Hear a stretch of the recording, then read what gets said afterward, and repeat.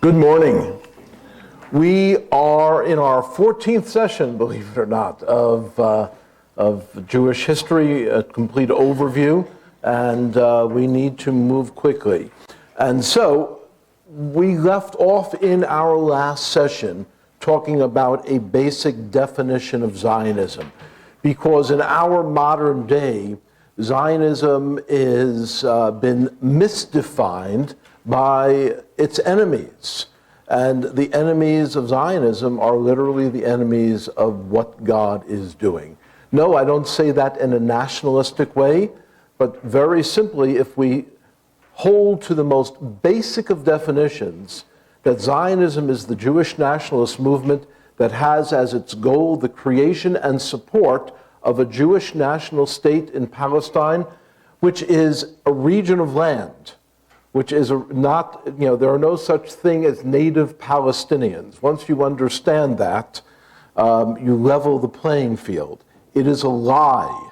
It is an outright lie. It is not historically supportable. It is fraudulent to somehow claim that only Arabs are somehow native Palestinians and Jews are not. In reality, Arabs did not get to the land of Israel until around the year 650 AD. And they came in by violence and forced their way in and occupied. Now, that's not a very ecumenical statement, but it is a true statement. And we're seeking after truth here.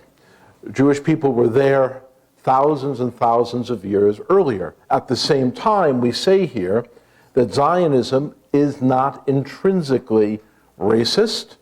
It doesn't need to be. There are many Zionists who have a very good disposition toward the Arab communities who happen to be in the land of Israel. If you look at a map of the entire Middle East, Israel is just a very small part of that, and it's surrounded by over a dozen Muslim and Arab countries that at various times in their history have been armed to the teeth. And Israel has simply had to fight to avoid being wiped off the map by very hostile states. At the same time, we have not returned needless aggression in the face of needless aggression, so it is not intrinsically racist or anti-Arab. Zionism is not intrinsically imperialistic. If you go into the Israeli Knesset, the Israeli parliament, you will find Arab political parties. You will find Arab members of the Knesset. If you go into the IDF, you will find Arab officers commanding Jewish soldiers. It is simply true. Same thing in the police force. There is an upward path of mobility for any Arab citizen of Israel who desires to have a happy family life and to have a stable family life. There's in poll after poll, when Arab citizens of the literal state of Israel, the pre-67 borders, and that's not a political statement, that's just talking about history here, when they are polled and asked, do you want to live under Jewish jurisdiction or do you want to live under a jurisdiction with the PLO as your overlord, invariably they all prefer the in essence, the status quo of living under a Jewish state. Imperfect as it is, with as frustrating as it is, and it can be, still it is preferable. And so, very quickly, we need to run through history here. The Ottoman Turks take over Israel, the land of Israel, the land of Palestine, which is, again, is a regional designation. They take it over around the year 1600. Ottoman Turks are increasing in power. They're increasing in their military strength. They get armaments. They're using modern weapons. But at the same time, they just wanted to expand their kingdom. They really weren't interested all that much in Palestine except to collect taxes. So they neglect the infrastructure, but however, they tax things. They tax trees. There used to be many more trees in the land of Israel before the Ottoman Empire came in, because they would tax trees. If you had a grove of olive trees that was maybe 500 trees, they would tax each tree individually. Didn't matter if the grove was producing lots of olives or little olives, they still were taxed. And so as a result, oftentimes trees were cut down if they weren't producing well. But this went on more and more. And the Ottoman overlords would tax all sorts of trees, all sorts of things. As a result, millions of trees were cut down, with the result that the microenvironment of that area actually shifted. That is what the scientists believe, that over a period of hundreds of years, forests hold moisture, they produce moisture, the whole CO2 cycle. There are people here who can explain that to you. And it helps to produce water, it helps to hold water. Deserts occur when you cut down the trees. And as a result of the Ottoman misguided policies, the deserts increased. They rule oppressively. So some travelers to Israel, some Western travelers would come through, and they'd occasionally write about what they would see. In 1784, a European traveler wrote, and we quote it here in the PowerPoint, which I will make available today. It says, "Jerusalem has destroyed walls, debris-filled moat, and roads choked with ruins." So that was just a neutral European traveler, an educated, wealthy man who was traveling through there with a small party, and he is simply reporting on what he sees. In other words, there is no flourishing civilization, there's no Palestinian civilization. It is a backwater of Ottoman Empire. Around the year 1820, there was an attempt to make a survey. Again, a lot of these surveys are really open to question, because oftentimes a lot of the surveys that include the land of Israel also include sections of Syria or sections of Lebanon. And there's no way, even if you go back to the original source records, to separate that out and to delineate it. So oftentimes when they give total numbers, it includes parts of Syria as well, parts of the northern Galil over Mount Hermon. And so they say here, 1820, there are 45,000 Jews in Palestine. That's the Encyclopedia Judaica. Approximately 250,000 Muslims. But again, this is all of the land. It's not land that the Jewish people have today. In other words, if you were to narrow this down in theory and to just the land that Israel today claims as its own, it would probably be a 2-to-1 ratio, perhaps twice as many Muslims as Jews. In the 1840s, and here is something that if you miss this, you are going to wind up believing the lie that's so prevalent from the PLO. In the 1840s, Muslim workers from Bulgaria and Sudan are brought in as common laborers. These folks have no roots in the Middle East. But when Islam swept through Europe and forced their way into Europe by violence and threat, and forced its way down into Africa, they got as far as places like Bulgaria, where they forcibly converted hundreds of thousands of people who had been church members, and upon pain of death, they were threatened and forced to become so-called Muslims. Same thing happened in the Sudan. And so now, with increased building, a little bit more building in Israel, the Ottoman Turks are thinking about building a little bit more.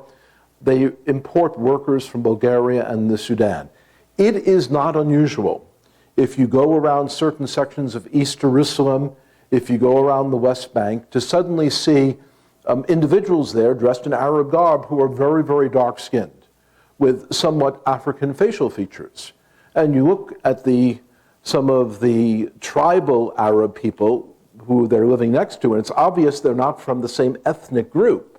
Where are they from? They're from Sudan. They were imported workers.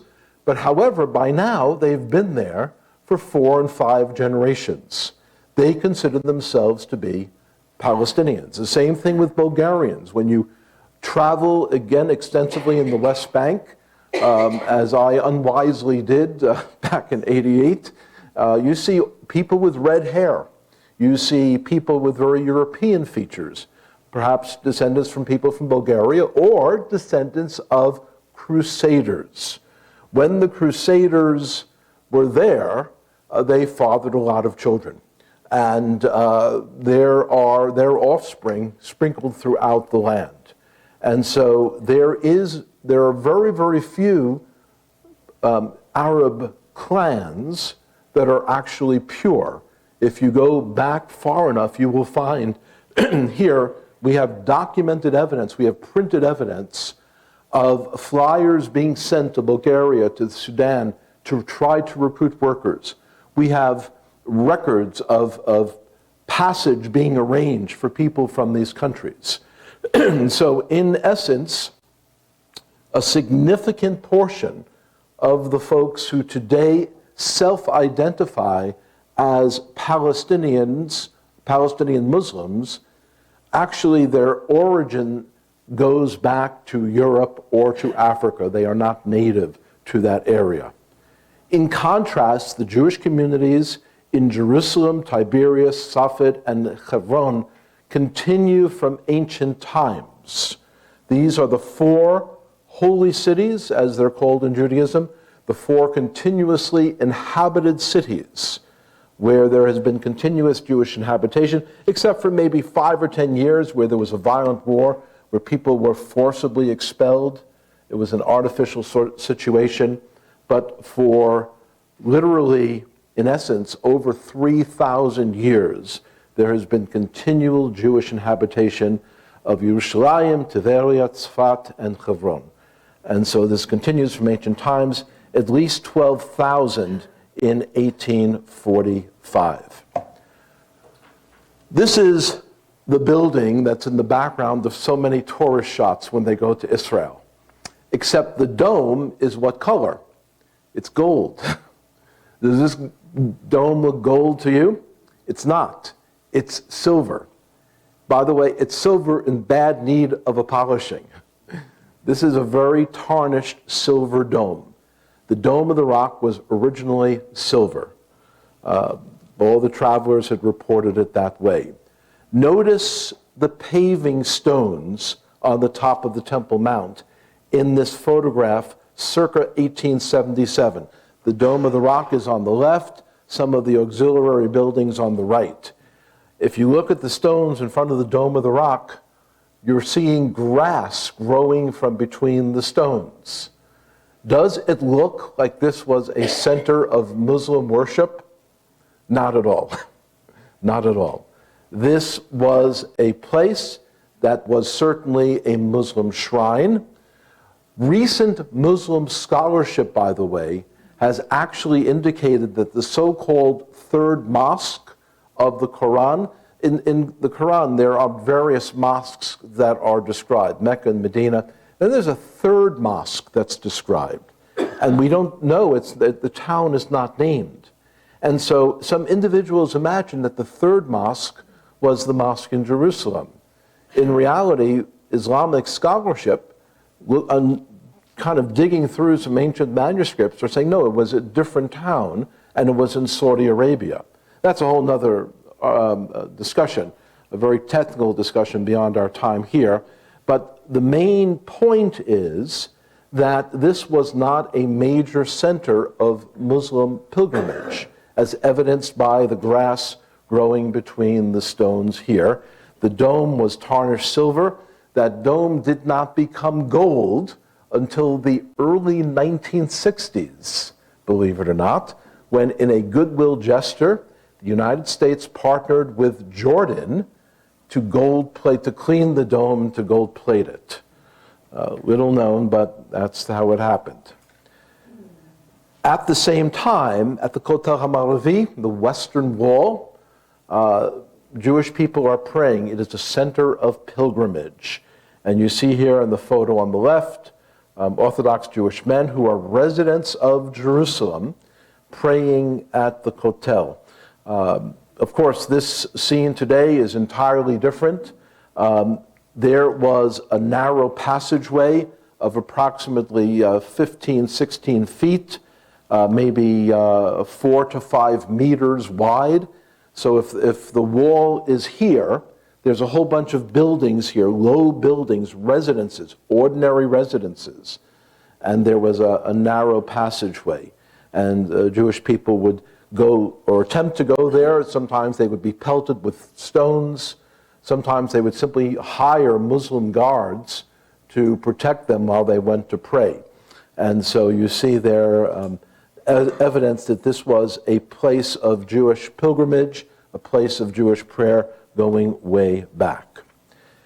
All during this time, as we had just discussed in our last lesson, there is upheaval in Europe.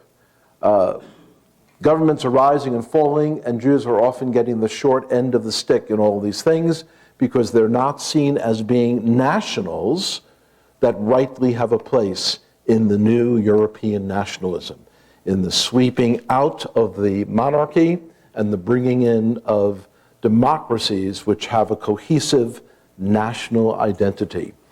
As a result, Jewish people are searching the scripture, and there are some individuals who are ahead of the curve. Individuals like Rabbi Kook and others who are urging a return to the land. They're reading verses like this in Jeremiah 31. Hear the word of the Lord, O nations, proclaim it in the distant coastlines. He who scattered Israel will gather them and watch over them like a shepherd. And Jewish people are reading it and they're looking at their situation there in the 1860s, 1880s, and they're saying, boy, are we ever scattered. We're in Russia, we're in North Africa, large communities of Jewish people in North Africa. We are in Western Europe, we are in North America, we're in South America. We are scattered. And it says, he who scattered Israel will now gather them, watch over them like a shepherd. Ezekiel 20, very, very famous passage. Arnold really unpacks this. It's important for you to understand that. And you will know that I am the Lord when I bring you into the land of Israel, the land which I swore to give to your forefathers. As it's taught, it's very clearly not something that was fulfilled in the return from Babylon. It says, I will regather you a second time. If you look at the Hebrew very carefully, you look at the whole context, it's not talking about a gathering into Israel after the Babylonian captivity, the gathering that occurred around the year 516 BC. But it's talking about a future gathering. And so while these verses inspired some in the current Zionist return to the land, these two verses that we read, and that's why I've got it in red here, actually describe the final return to the land, the millennial kingdom of the Messiah. Folks, this I can't emphasize this too strongly. It is tempting to hop on verses like this, look at what's happening in Israel today, wave a gigantic Israeli flag and say, look, it's being fulfilled right now. It's tempting, and it's partially true, but it's partially false. Because the gathering that is ultimately described in Scripture is a gathering of redeemed, believing individuals. If you go to Tel Aviv today, you're not going to see redeemed, believing individuals. You're going to see a nation that is in the stages of being regathered. In essence, we're looking forward to a time when God is going to do cataclysmic things on the earth, where he's going to bring the nations together. And, it is a awe-inspiring and horrifying thing at the same time. This is why I don't teach eschatology. It's somehow, from my mind, it's overwhelming. I can tell you all I know in about 2 hours.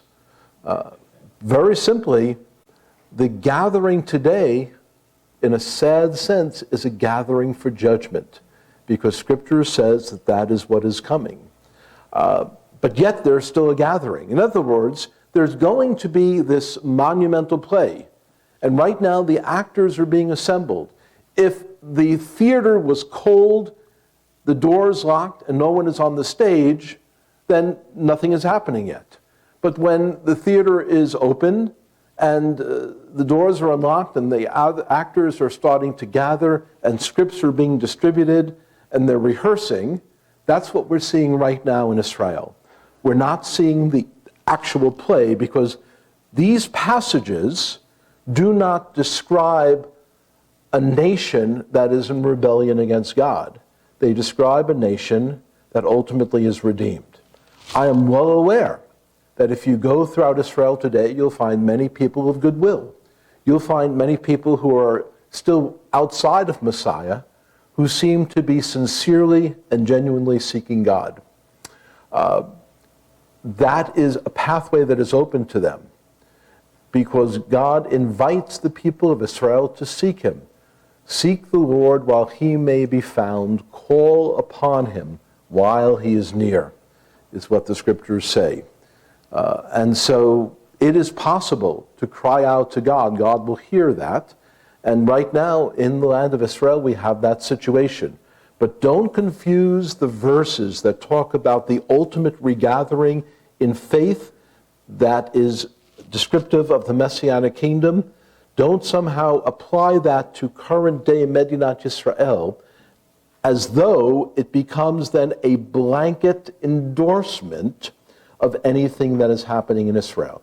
And folks, very frankly, this is what the evangelical world is sometimes critical of when it seems as though, and some of you have been charged with this phrase, that hyper-Zionism somehow gives carte blanche to whatever the state of Israel does. There are evangelists in America today. There's a particular man in Texas who goes around the country, raises tens of millions of dollars from evangelical churches, goes to Israel, is invited into the prime minister's home, sits down with Bibi and Sarah, and has lunch, and has a big photo op where he gives them a check for X numbers of millions of dollars.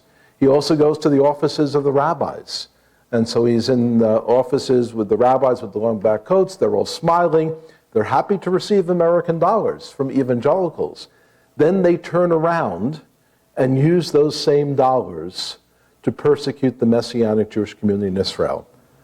Some of those dollars go to an organization known as Yad Le'achim, which is an organization that opposes the proclamation of the Jewish Messiah in the Jewish land, particularly opposing Jewish believers and making life harassing Jewish believers. Jewish believers have been harassed at their workplace, in their neighborhoods, by agents of Yad Le'achim. And some of the funding for that is coming from American evangelicals. Don't be foolish.